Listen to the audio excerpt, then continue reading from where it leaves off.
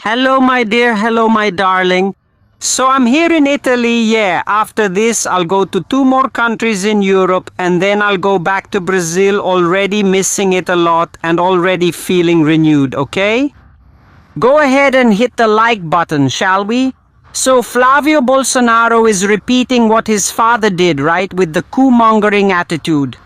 Flavio Bolsonaro had a meeting with diplomats and attacked the Brazilian electoral process, attacked the electronic voting machines, even spreading lies.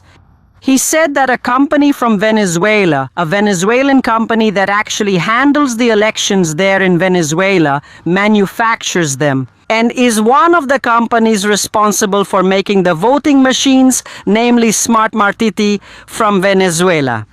And that in Venezuela, the United States conducts an investigation with the CIA and says there was fraud there in 2004 and 2012 because of this company. But there's a catch. It's a lie. This Venezuelan company has never manufactured electronic voting machines for Brazil, has never provided electronic voting machines to Brazil. In other words, he threw out false information in a meeting with diplomats from several countries around the world to spread lies and cast doubt on the electoral process. The same thing that Bolsonaro did in 2022, which ended up leading to what? To Bolsonaro's ineligibility and a fine of more than 600,000 reais. Bolsonaro was not removed from office because, thank God, he was not re-elected. But Flavio Bolsonaro, he's already setting the stage to do the same thing that Bolsonaro did. He lost the elections, said there was fraud, said this and that and so on. Flavio Bolsonaro is following the same path as his father. It's like my grandmother always told me, my daughter, don't worry, everyone gives what they have. The Bolsonaro family, this is all they have to offer. It's coup-mongering, it's lying, it's this whole situation. And Flavio Bolsonaro, he's more of the same and very much like his father. There was no way he could do anything different.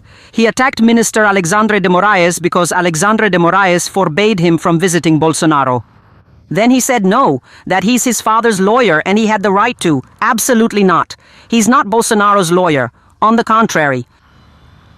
Alexandre de Moraes decided this, even in agreement with the Attorney General's opinion, exactly to prevent Bolsonaro from going to Papuda prison. In other words, if Flavio were Bolsonaro's lawyer, he would be working in his client's best interest. And he's doing exactly the opposite, because what they wanted was for Bolsonaro to go back to Papudinha prison to play the victim, acting like a poor, helpless, persecuted man, supposedly targeted by Alexandre de Moraes' communist dictatorship, so he could claim he was a victim of the electoral process. Right? So he attacked Alexandre de Moraes. Now he's attacking electronic voting machines and the election system. Then you ask me, Andrea Gonçalves, what are the consequences of this? He could become ineligible, and as a senator, he could lose his seat. And soon, if things keep going like this, he might not even be able to run for president. Then you say to me, no, Andrea Gonçalves, no, but the people at the Superior Electoral Court are the terribly evangelical vice president and Nunes Marques, the court's current president. They won't do that. There's no way he can stop it. Why? Because all the decisions have to go before the full court. And the Superior Electoral Court's full bench has 7 justices. Do you understand, my dear? They might even try to hold things up, try to cause trouble and all, but the full court will decide. And beyond that, all decisions of the TSC are subject to appeal. An appeal to where? To a higher court, namely the Federal Supreme Court. There's no way to hold it back. If Flavio Bolsonaro keeps up with this coup talk, saying crap about the electoral system, he's going to get himself in trouble. And he won't even be fit for senator, much less for federal deputy. As for president of the republic, he already knows he's going to lose. Flavio Bolsonaro already knows he's going to lose. And he knows that many other situations will come to light and be discovered. With video from the party there with Daniel Vorcaro's hookers, with the meeting between Flavio and Daniel Vorcaro kissing up to him, about the whole movie scheme which he even said he would account for, about all the money, the millions that were supposed to go to the movie, he still hasn't accounted for it to this day. It's been over 60 days now, and they haven't accounted for the millions of reais from Daniel Vorcaro's mafia, which they said went to the movie, and to this day the movie hasn't accounted for it. So he knows everything that's coming. He knows there's no other way, so what's the way?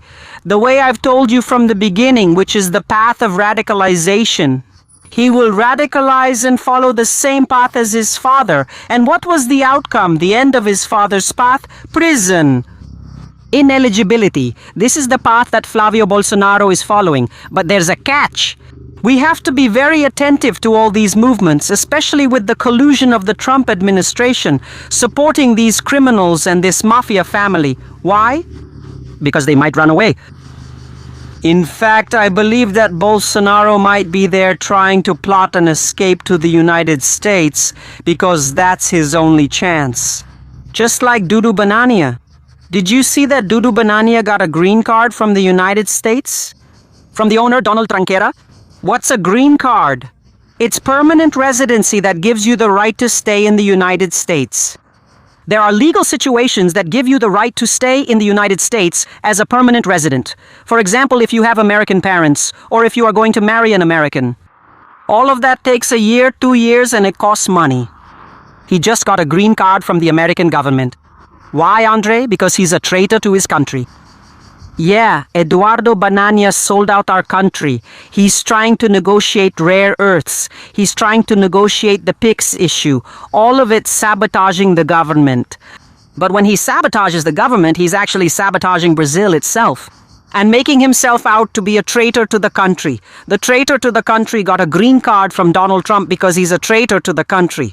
And he's there as a Brazilian working against our nation, against our territory, against our people, and against our sovereignty. That's why he got it. Or there's another situation. I'm not going to lie. Maybe he paid 25 million reais for a green card. A green card costs $5 million. People with money are also very welcome in the United States. You just have to pay. And who paid? Guess who paid? Daniel Vorcaro. It must be the money meant for the movie that never arrived or was accounted for, which ended up paying for Banania's green card. Could it be that too, Andre? Yes. But you know what I think? It's both. It's a mix of Daniel Vorcaro, who paid for Eduardo Bolsonaro's green card, and another act of betraying the country.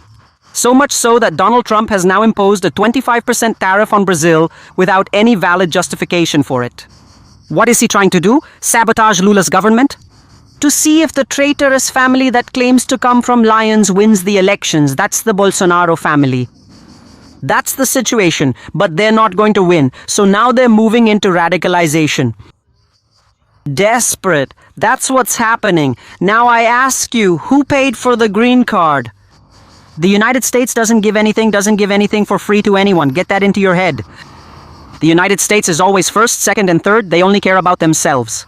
If they gave this big gift, in their view, obviously, to Eduardo Bolsonaro, it's because Eduardo Bolsonaro really is a spy, a traitor to the country.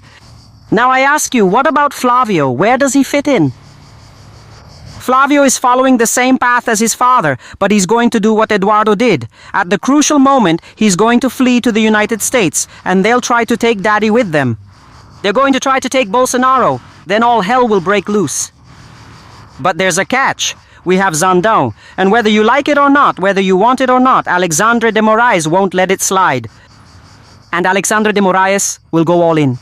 And with the support of the Attorney General's office, in the case of Paulo Gonet, which is also very important. So, my dear, none of this surprises me. On the contrary, I had already told you that the only path for Flavio Bolsonaro was radicalization, and he's already showing himself that way. Valdemar Costa Neto gave an interview yesterday, right? And he said that Flavio Bolsonaro was not prepared to run for president, but that Bolsonaro chose him. So now the PL will have to make an adjustment. And why is he saying that? Because União Brasil Republicanos and the PP have already said they will not support Flavio Bolsonaro. So the other candidates like Ronaldo Caiado realized that to gain more points in the election, who do they have to attack? Lula? No. Lula is keeping quiet. Lula is keeping quiet. He has to stay quiet. Lula will only get involved after what? after each candidate registers, but Lula is quiet. So what did Ronaldo Caiado notice? He noticed that Renan Santos from Missão is rising in the election. Why? Because he is attacking Flavio Bolsonaro. Flavio Bolsonaro is study Flavio. Flavio Bolsonaro is a traitor to the country. So what do you have to do? You have to attack Flavio to see if you can get his votes. Renan Santos figured this out from the beginning. Renan Santos is rising in the polls for Missão, the former MBL. Now who figured this out? Ronaldo Caiado. And Ronaldo Caiado started laying into Flavio. All for what, Andre? To see if they can make it to the second round with Lula. But there's a catch. The way they're placing the pieces on the board, all messy, where the right wing itself pulls the rug out from under the right wing and maybe even stabs each other in the back, Lula is going to win in the first round. It's as if the Bolsonaro family is working for Lula to win in the first round. I know that's not the case. We all know that. But the Bolsonaro family only thinks about themselves first, second, and third. And in this context, all the other parties, both right and center, no longer want to make deals with Flavio. Not only because of this situation with the Bolsonaro family, who only think about themselves and holding on to power for the sake of power, but also because of the blunders that Flavio is making. The issue with the high tariffs, the attack on pigs, the matter with Daniel Vorcaro and the movie, because Flavio said he didn't even know Daniel Vorcaro. And suddenly the video of Flavio leaked, calling Daniel Vorcaro his bro, his best friend, his brother at heart, his ride or die, his buddy for everything, and asking him for millions of rees. And everybody knows there are still videos of the hookers, of Flavio with the hookers, together with Daniel Vorcaro at the orgy. And there's also the video of the meeting with Flavio there asking Daniel Vorcaro for money. So they know about all of this, it's just that they aren't able to come up with a third option. The third option, the one that gained a little more traction, was Renan Santos, who doesn't have much reach. That's the situation, and Renan Santos is laying into everyone, Flavio Bolsonaro, Zema, Caiado, everyone. In other words, depending on how things go from now on, Lula wins in the first round. And Lula is staying silent and quiet. The only thing Lula is doing is fulfilling his role as President of the Republic. To try to overturn this huge tariff, to respond in defense of our sovereignty, in defense of PICs, in defense of our lands, positioning himself as president, especially in the face of the United States, standing up to American imperialism, Donald Trump in particular. That's what he's doing. And that alone is already enough considering the antics of the right, with the center and with the far right of Bolsonaro, of Flavio Bolsonaro. Do you understand, my dear? Evil destroys itself. You can cry as much as you want. You can say whatever you want, because before you used to say, oh PT, oh corruption, oh I don't know what else. And now what are you going to say? About the tariff hike. Are you going to support the tariff hike? Will you support this coward who claims to be a patriot but is really a traitor, Eduardo and Flavio? What are you going to say about corruption? Where is the accounting for the movie? More than 60 days have passed and they still haven't provided an accounting. And we already know that more than 60 million reais, which they say went to the movie, ended up in the Heva Reva Gate Fund, Eduardo Bolsonaro's lawyers fund, in the United States. And now I ask you, who paid for Eduardo Bolsonaro's green card? Money doesn't grow on trees, people. If it did, there would be a bunch of money trees here. Money doesn't grow on trees, people. Who is paying the bill? That's the question I've been asking you all along. You have to follow the money. Who is paying the bill? Where are Flavio Bolsonaro's financial disclosures? And Flavio Bolsonaro is more of the same and even less compared to his father. He's a coup plotter, an extremist, and that's all he has to offer, and he will be stopped.